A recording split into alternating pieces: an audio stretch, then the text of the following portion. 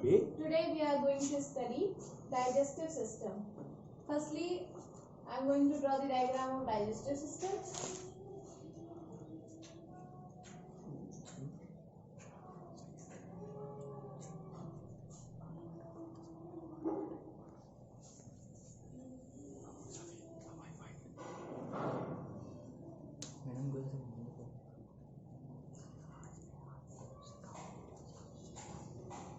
Digestive system starts from mouth. So this is mouth. After mouth, there is a cavity which is known as buccal cavity. This is buccal cavity. Buccal cavity. Buccal cavity के नीचे run एक long tube like structure run करता है जिसको हम oesophagus बोलते हैं, which is also known as food pipe. Then this esophagus is connected with the stomach,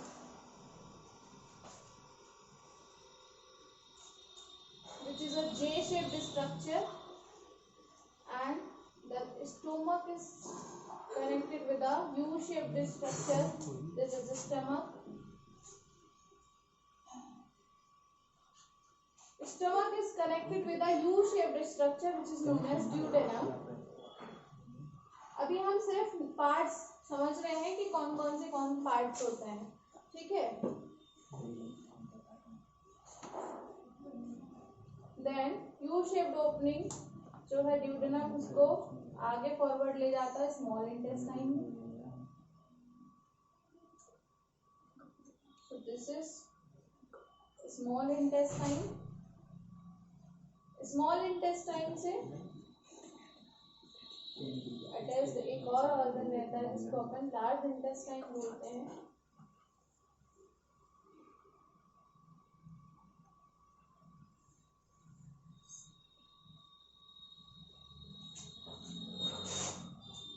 large intestine. Large intestine के इनमें एक ऑर्गन है जिसको बोलते हैं rectum. This is rectum. Rectum and this is the anus. This is small intestine as I told you earlier. Small intestine and this is, यहाँ एक organ होता है तो लीवर बोलते हैं. ये लीवर है और एक और ऑर्गन है जिससे जुड़ा हुआ है, ये मैंने दिखाया. This is gall bladder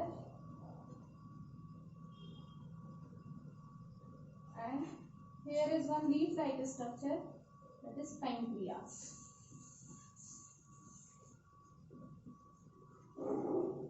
So these are the various part of digestive system. कौन कौन से पार्ट है डाइजेस्टिव सिस्टम के? इस पूरे यहाँ से लेके माउथ से लेके एनस तक की ट्यूब को, जो ये ऑर्गन डिफरेंट ऑर्गन इसमें जुड़े हुए हैं, इस पूरी ट्यूब को along with the body part is known as alimentary canal. Alimentary canal में क्या क्या है? स्टार्ट होगा माउथ से, ठीक है? ये डाइजेस्टिव सिस्टम है, तो डाइजेस्टिव सिस्टम का मतलब खाना कैसे पचेगा. तो ये माउथ है, यहाँ से माउथ से एंटर किया. माउथ के बाद जो पार्ट है इसको बोलते हैं बक्कल कैविटी. कैविटी का मतलब है खाली स्पेस. जैसे मुंह खोलोगे आप तो आपको इस हॉलो स्पेस दिखाई दे रहा, तो ये अंदर का जो स्पेस है वो कैविटी कहलाएगी, जिसमें अपन खाना खाते हैं आकर के. तो ये कैविटी जो है बक्कल कैविटी, और बक्कल कैविटी से जुड़ा हुआ ये ट्यूब लाइक स्ट्रक्चर जिसको बोलते हैं ईसोफेगस, या उसका दूसरा नाम भी है फूड पाइप, ठीक है? और ईसोफेगस कनेक्ट होता है स्टमक से. जैसे ही हमने फूड को इंगल्फ किया, घुटक लिया, तो खाना कहाँ आ जाता है? स्टमक में. So this is stomach. Stomach के यहाँ पर एक रीजन होता है, एक ऑर्गन होता है जिसको बोलते हैं लीवर. इसका अलग फंक्शन है, फंक्शन अभी मैं बताऊंगी आपको. और ये एक लीफ लाइक स्ट्रक्चर है जिसको पैंक्रियास बोलते हैं, ठीक है? स्टमक जे शेप्ड ऑर्गन होता है और ये लीफ लाइक स्ट्रक्चर है.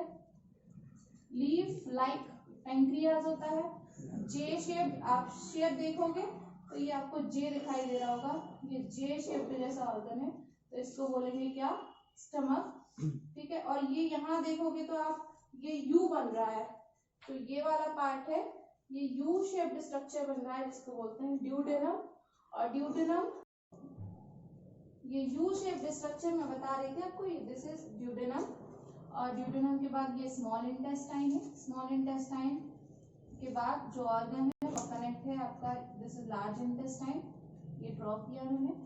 इस लार्ज इंटेस्टाइन के जो टर्मिनल पर जो ऑर्गन है ये क्या है, रेक्टम, और रेक्टम के बाद इनस।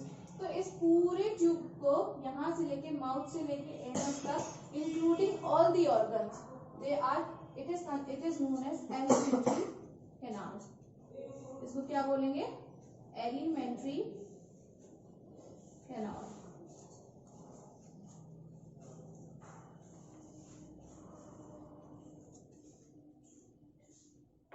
तो डाइजेस्टिव सिस्टम होता कैसे है, सबसे पहले जैसे कि हमने खाना खाया, तो हमने खाना खाया with the help of hands. तो इस डाइजेशन में क्या है, मैं आपको एक चीज बताना चाहूंगी यहाँ,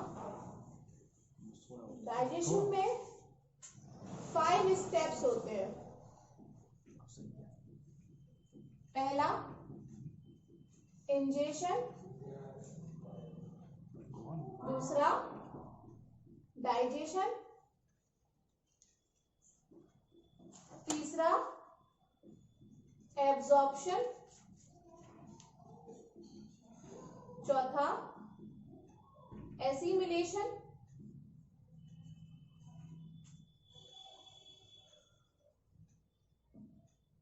और लास्ट 5th है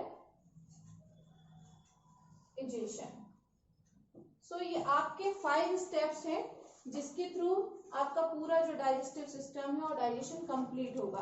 पहला इंजेशन है, इंजेशन का मतलब होता है इनटेक ऑफ फूड, इंजेशन मतलब इनटेक ऑफ फूड। इंजेशन के बाद डाइजेशन का मतलब क्या होता है कि जो फूड जब आपने इनटेक किया, इंजेशन जब हम करते कैसे हैं, हाथ से खाने को अपने मुंह में डाल रहे हैं, खाना खा रहे हैं, तो दिस इज इंजेशन, मतलब intake of food with the help of hands is called ingestion.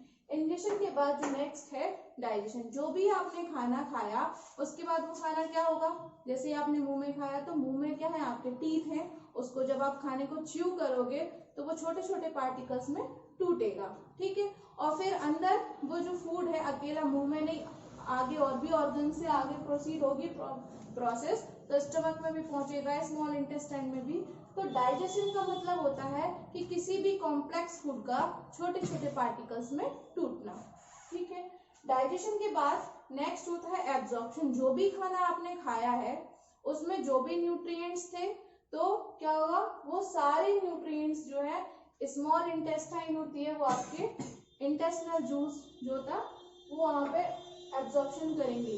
कौन करेगा एब्जॉर्प्शन, जो आपका यहाँ पर ये स्मॉल इंटेस्टाइन है, स्मॉल इंटेस्टाइन के अंदर फिंगर लाइक प्रोजेक्शंस होते हैं। ये अगर मैंने स्मॉल इंटेस्टाइन ड्रॉ करी है तो ये फिंगर लाइक स्ट्रक्चर होते हैं, इनको बोलते हैं विलाई, इन्हीं में एब्जॉर्प्शन होता है। ठीक है, ज्यादा जो भी आप न्यूट्रिएंट्स खाएंगे, खाने में जो भी आपका होगा, कार्बोहाइड्रेट, फैट, विटामिन, मिनरल्स, तो सारे के सारे जो है एब्जॉर्ब होंगे। ठीक है, और एब्जॉर्ब होने के बाद वो नेक्स्ट जो है एसिमिलेशन, वो सारा जो जूसेस प्रोड्यूस होगा उसका वो कहाँ पहुंचेगा, आपके ब्लड में, और उससे एनर्जी का प्रोडक्शन होगा, और वो एनर्जी आपको वेरियस एक्टिविटीज करने में हेल्प करेगी। तो एसिमिलेशन में एनर्जी होगी प्रोड्यूस, और एनर्जी आपकी बॉडी यूटिलाइज करेगी। लेकिन एब्जॉर्प्शन में फूड का क्या होगा, एब्जॉर्प्शन होगा कहाँ पर, स्मॉल इंटेस्टाइन में। जो भी खाना आपने खाया है वो सारा का सारा खाना, उसमें जो भी न्यूट्रिएंट्स होंगे सारे एब्जॉर्ब होंगे स्मॉल इंटेस्टाइन में। और स्मॉल इंटेस्टाइन में मेनली कौन करता है एब्जॉर्प्शन, विलाई। विलाई क्या होते हैं, फिंगर लाइक स्ट्रक्चर, ये मैंने डायग्राम बनाया, आपको उंगलियों जैसे स्ट्रक्चर दिख रहे होंगे, ये होते हैं विलाई, जिसको मैं बोल रही हूँ फिंगर लाइक स्ट्रक्चर। ये क्या करते हैं, सरफेस एरिया बढ़ाते हैं एब्जॉर्प्शन के लिए, जितना ज्यादा सरफेस एरिया होगा उतना अच्छा एब्जॉर्प्शन होगा। फिर लास्ट होता है जो स्टेप आपका, वो इजेशन।